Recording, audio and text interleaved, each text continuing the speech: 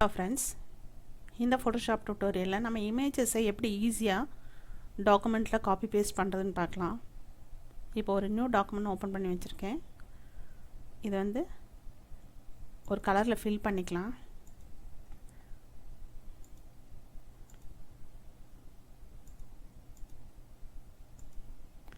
So just ஒரு கலரில் fill பண்ணிக்கிறேன். இப்போ இதில் வந்து இமேஜஸ் வந்து நம்ம பொதுவாக காப்பி பேஸ்ட் பண்ணும்போது இங்கே போய் செலக்ட் ஆல், எடிட், காப்பி கொடுத்துட்டு இங்கே நம்ம எடிட் பேஸ்ட்னு கொடுப்போம். ஸோ இதை இப்படி ஈஸியாக பண்ணுறதுன்னு பார்க்கலாம். இப்போ நான் வேறு ஒரு இமேஜ் ஓப்பன் பண்ணிக்கிறேன். இதை வந்து இந்த லேயரில் ரைட் கிளிக் பண்ணி டூப்ளிகேட் லேயர் கொடுத்துருங்க. இங்கே வந்து டூப்ளிகேட் லேயர் டாக்குமெண்ட் வந்து எங்கே டூப்ளிகேட் பண்ணணும்னு கேட்கும்.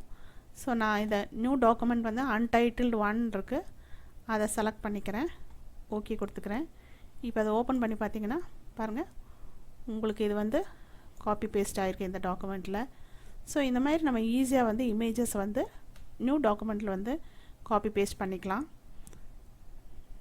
இப்போ இந்த ஃப்ளவர் டாக்குமெண்ட் எடுத்துக்கிட்டிங்கன்னா இதை ரைட் கிளிக் பண்ணி டூப்ளிகேட் லேயர் கொடுத்துட்டு இப்போது அன்டைட்டில் 1ல் வந்து நம்ம பேஸ்ட் பண்ண போகிறோம். ஓகே கொடுத்துட்டிங்கன்னா இங்கே வந்து ஃப்ளவர் டாக்குமெண்ட் வந்து காப்பி பேஸ்ட் ஆகிருக்கும். இதிலே பார்த்தீங்கன்னா நம்ம லேயர்ஸை வந்து எப்படி காப்பி பேஸ்ட் பண்ணுறதுன்னு பார்க்கலாம். இப்போ ஒரு நியூ டாக்குமெண்ட் ஓப்பன் பண்ணிக்கிறேன். இந்த டாக்குமெண்ட் நேம் பார்த்தீங்கன்னா அன்டைட்டில் 2ன்னு இருக்கும். இதை வந்து பிளாக் கலரில் ஃபில் பண்ணிக்கலாம். இப்போ நான் ஃபஸ்ட் ஒன்னை செலக்ட் பண்ணிவிட்டு இந்த டாப் 3 லேயர்ஸை நான் செலக்ட் பண்ணிக்கிறேன். ரைட் கிளிக் பண்ணிவிட்டு டூப்ளிகேட் லேயர்ஸ் கொடுங்க. இதை வந்து நம்ம அன்டைட்டில் 2ல் பேஸ்ட் பண்ண போகிறோம். ஓகே கொடுத்துடலாம். இப்போ ஓப்பன் பண்ணி பாருங்கள், அந்த 3 இமேஜஸும் வந்து உங்களுக்கு காப்பி பேஸ்ட் ஆகிருக்கும். ஸோ ஃப்ரெண்ட்ஸ், இந்த ஃபோட்டோஷாப் டியூட்டோரியல் உங்களுக்கு புரிஞ்சிருக்குன்னு நினைக்கிறேன். தேங்க்யூ ஃபார் வாட்சிங்.